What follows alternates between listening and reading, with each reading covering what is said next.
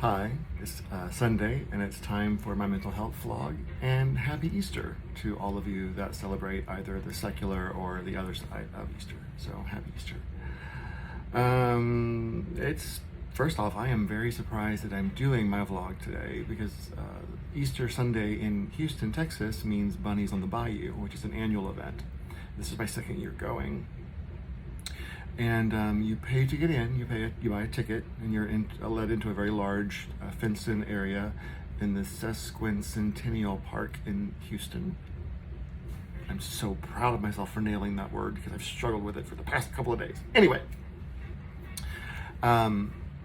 and you go in, and there's several bars that are manned by volunteers. All of their tips are being donated to various charities, various Houston-based charity organizations. It's an awesome event.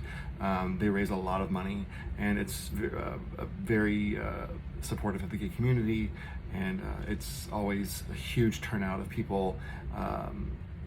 What I love about Bunnies is that it's a little bit of everything in the gay community. And that's what makes the gay community so awesome. Is it's such an amalgamation of personalities and loves and cultures, and it's just turned into something that's ever evolving, ever changing, ever growing, but always fascinating. And I hope that it continues to do that. So Bunnies is a very big amalgamation, and we took a friend with ours today who had not been before, he had a good time, and we had a good time hanging out with him. He is a new friend of ours, and he pulls out a lot of fun energy out of me, which is not a lot of people do instantly. But he does. He pulls a lot of fun energy out of me. Like, normally I'm shy around people, and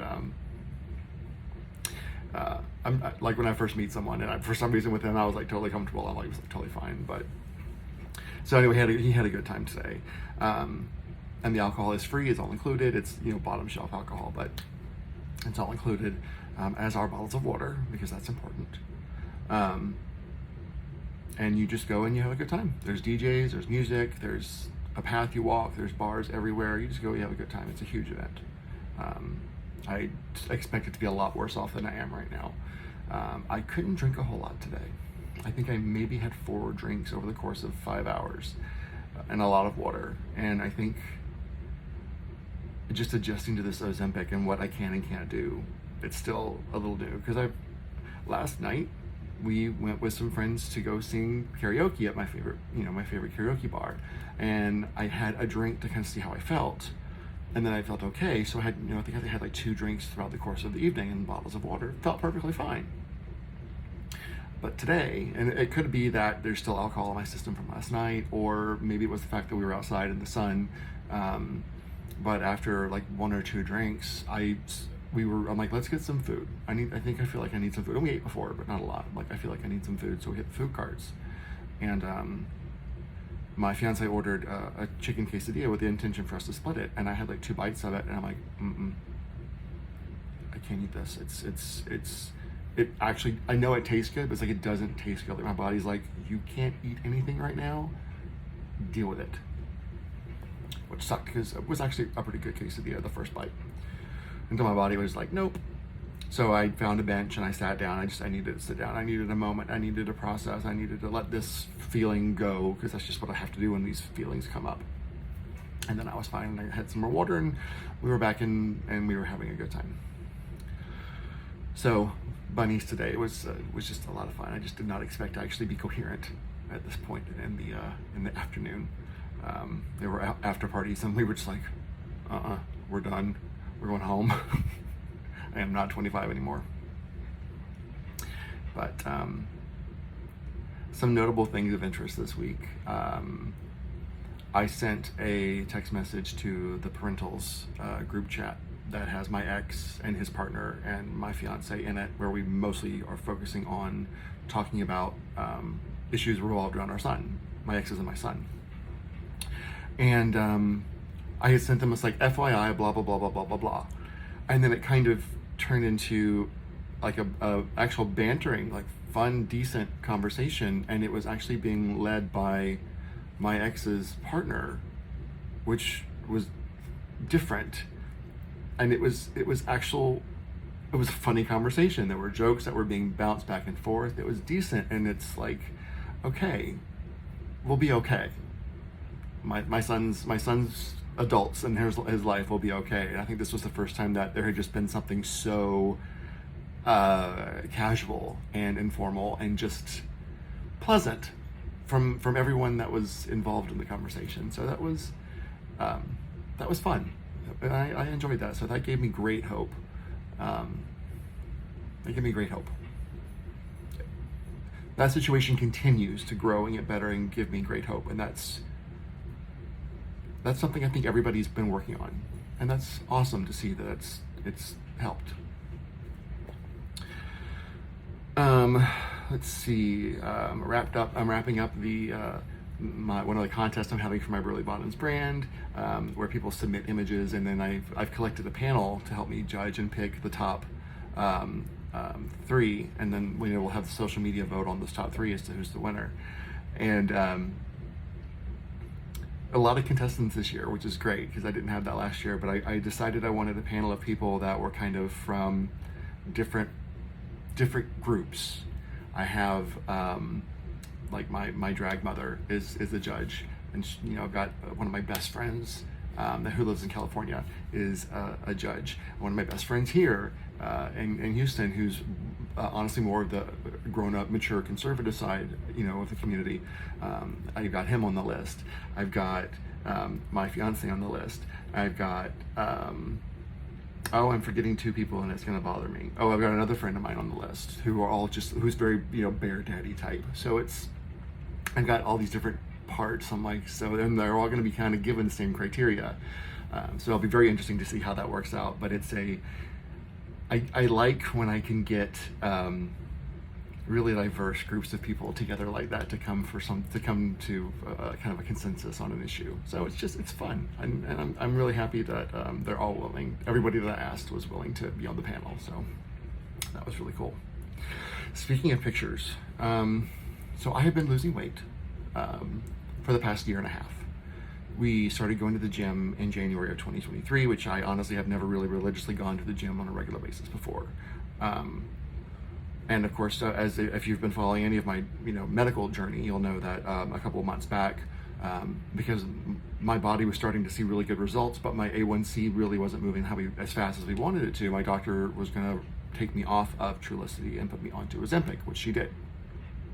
Since then, there's been a pretty hefty additional weight loss. So all in all, since the beginning of 2023, I have lost probably about 35 pounds, which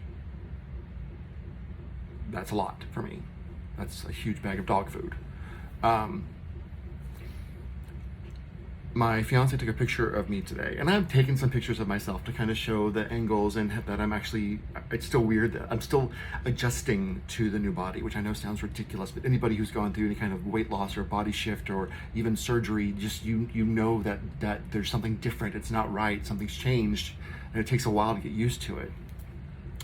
And my fiance took a picture of me today as we were getting undressed from coming back from Money's in the Bayou, and I had a fun little harness on underneath and a little jock strap that I clipped onto. Don't judge. And he took a picture of me in it, and he showed it to me. It was a really weird aha moment, because it was like I felt like I'd been photoshopped. It didn't feel real. And this sounds so conceited, and it's really not meant to sound conceited. But I felt hot, like legitimately hot. Not like I am so hot. Like I felt like I looked hot. I don't know why I'm whispering. I looked hot. 45 years to get here, to finally feel actually, authentically hot in a picture.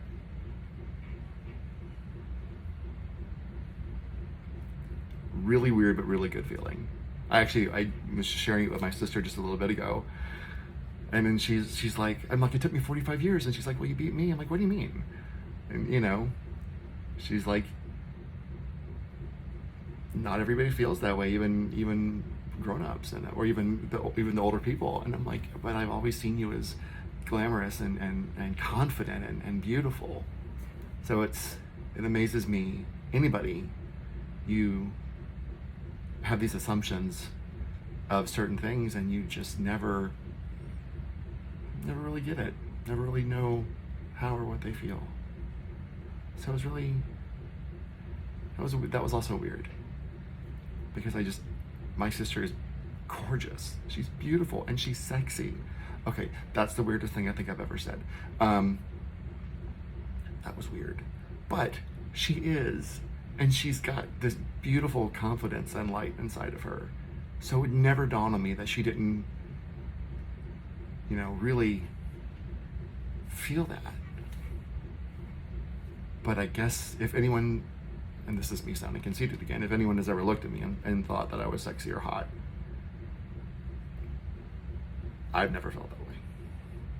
Not to the extent that I did today. And that was really cool. This level of self-confidence that I have and have worked hard to obtain, and the work that I have put into every other aspect of my life to finally just have moments where everything just looks like it's paying off. Everything comes into alignment. That was really cool. It really was cool today. I've been working on getting some marketing materials and things together for a booth that we are going to be having at one of the local Houston Pride events for Burley Bottom Design. So it's very, very exciting. My future in-laws are helping this to become a reality, which is awesome. We are still trying to price out inventory, and we won't know a lot about like booth cost and availability for many of the different events until tomorrow, because they don't come out until the 1st of April.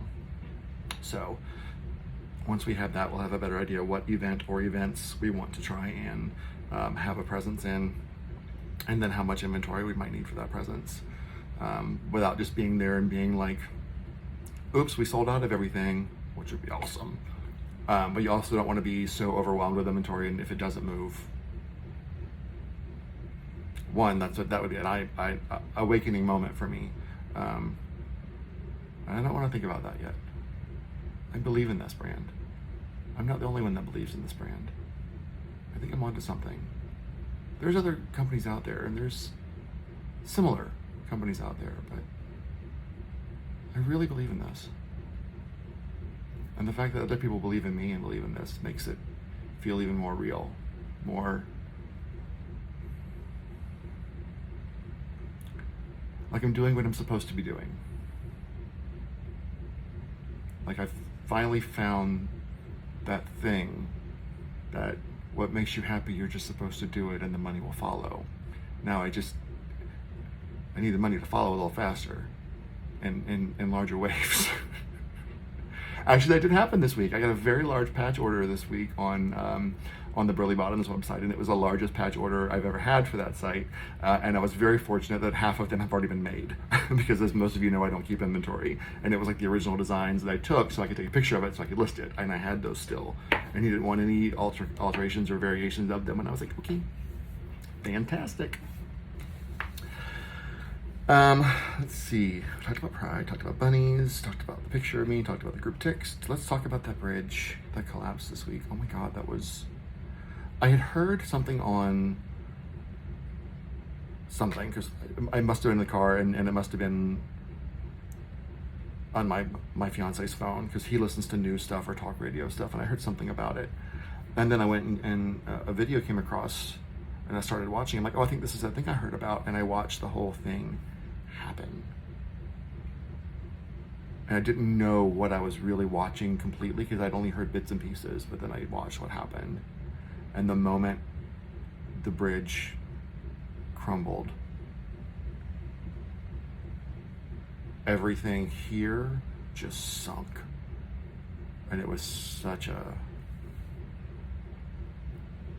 I can only imagine how terrifying that is, to be driving along the road below you just disappears, the lights go out, you're submerged in water, you probably have a whole bunch of shit falling on top of you, and you're from the beams from the bridge.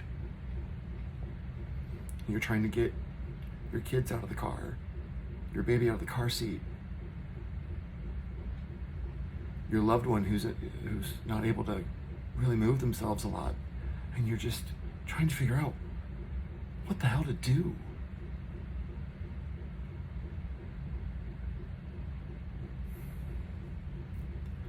To me, that's a horrible way to go, because it's long and languishing and terrifying. My heart really does go out to not only the families that were directly affected, but those people who had just gotten across the bridge, who are probably dealing with some of the worst survivor guilt that they will have to handle for years, if they ever get through it at all. Wow. Just another tragedy in this wonderful country of ours. And that's a whole nother topic, but I'm not going to get into that today. So, I hope all of you had a wonderful Easter or a wonderful Sunday, and however you chose to celebrate or not. If you got to be with family, I hope that it was peaceful.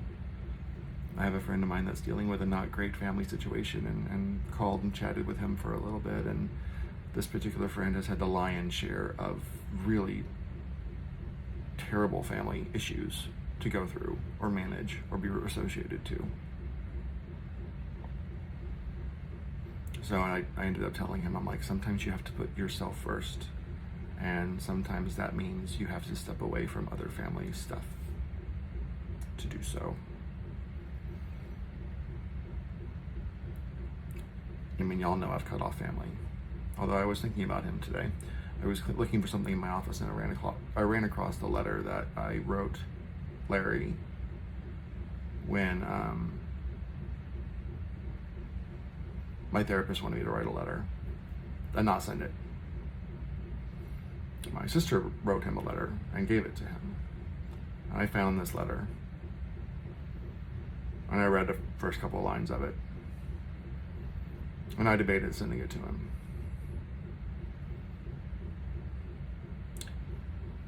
It wouldn't do a damn bit of good.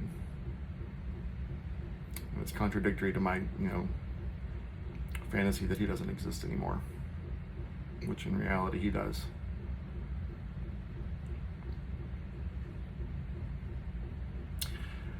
I just want him to go away.